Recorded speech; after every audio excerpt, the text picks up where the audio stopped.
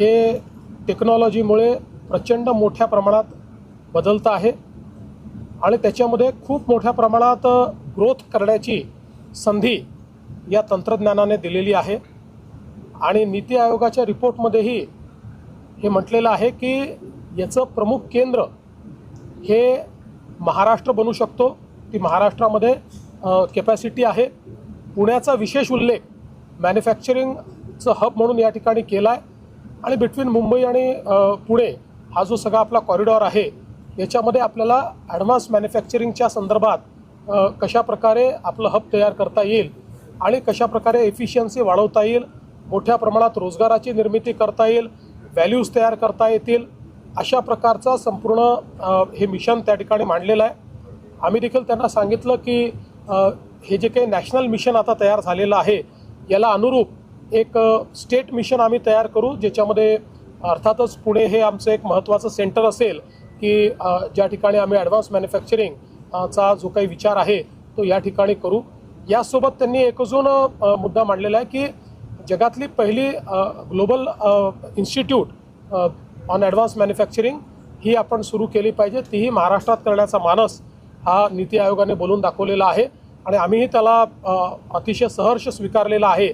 त्यामुळे पुढच्या काळामध्ये आपल्याकडे मोठ्या प्रमाणात या ज्या फ्रंटियर टेक्नॉलॉजीज आहेत त्या फ्रंटियर टेक्नॉलॉजीजचा वापर करून आपलं मॅन्युफॅक्चरिंग रिव्होल्युशनाइज करायचं, आपल्या मॅन्युफॅक्चरिंगमध्ये एक मोठी क्रांती आणायची आणि त्यातनं विशेषतः MSMEचं जे आपलं एक संपूर्ण क्लस्टर आहे त्याच्यातली एफिशियन्सी वाढवून मोठ्या प्रमाणात रोजगाराची निर्मिती आणि त्यातनं ग्लोबल सप्लाय चेनचा भाग होणं, अशा सर्व गोष्टी करण्याच्या संदर्भात आज हा रिपोर्ट या ठिकाणी आम्ही प्रकाशित केला आहे। शेतकऱ्यांच्या संदर्भातला प्रश्न आहे की तिकडे थोडं उद्रेक होतोय शेतकऱ्यांचा, आपण काय आवाहन कराल शेतकऱ्यांना आणि सरकारची भूमिका कशी असेल? सरकारने पहिल्या दिवशीपासून सकारात्मक भूमिका ठेवलेली आहे।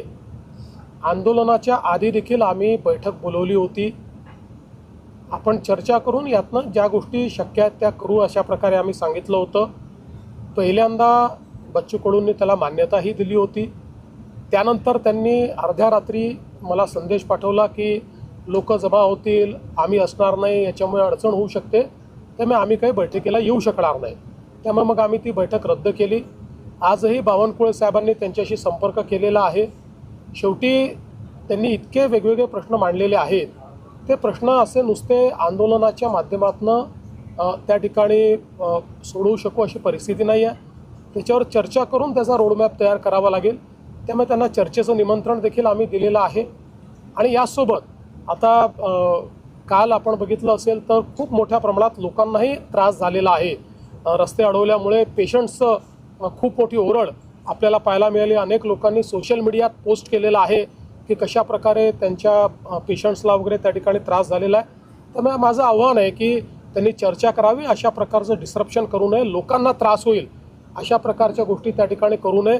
मग अनेक वेळा अशा आंदोलनांमध्ये काही हौसे नवसे गवसे असेही शिरतात, म्हणजे तिथे जेन्युइन लोक देखील आहेत, मी काही तसं म्हणत नाही, पण हा पण धोका असतो की अनेक लोक शिरून, अनेक प्रवृत्ती शिरून त्या ठिकाणी काही ना काही हिंसक वळण त्याला कसं लाभेल असेही प्रयत्न करत असतात। त्यामुळे त्यापासूनही सावध राहण्याची आवश्यकता आहे आणि कुठल्याही परिस्थितीत हे रेल रोको आणि बाकी गोष्टी या मात्र करणं योग्य नाही, त्या करू दिल्या जाणारही नाहीत।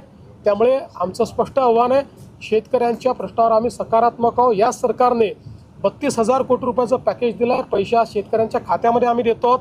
त्यामुळे सगळ्या प्रकारच्या चर्चेची सरकारची तयारी, चर्चा करावी आणि त्यातनं मार्ग काढावा। सर, ही प्रमुख जी मागणी कर्जमाफीची मागणी आहे त्यावर सरकारने अतिशय स्पष्ट भूमिका त्याच्यात मांडली आहे। आम्ही त्याची कमिटी पण तयार केलेली आहे आणि आज पहिला प्रश्न असा आहे की जे शेतकरी आज अडचणीत आहेत, ज्यांचा शेतमाल पूर्ण पावसामुळे त्या ठिकाणी झोपला आहे, तो खराब झालेला आहे, शेती खराब झाली आहे, पहिले त्यांना मदत करायची की पहिले बँकांना मदत करायची, हा महत्त्वाचा प्रश्न आहे। म्हणजे शेवटी आपण हे बघितलं तरी आपण जेव्हा कर्जमाफी करतो त्यावेळेस ते पैसे बँकांना जातात, त्याचा थेट शेतकऱ्याला काही लाभ मिळतो असं नाही आहे। त्यामुळे आज पहिल्यांदा शेतकऱ्याच्या खात्यावर पैसे दिले पाहिजेत, नंतर आम्ही कधीच कर्जमाफी करणार नाही अशी भूमिका घेतलीच नाही आहे।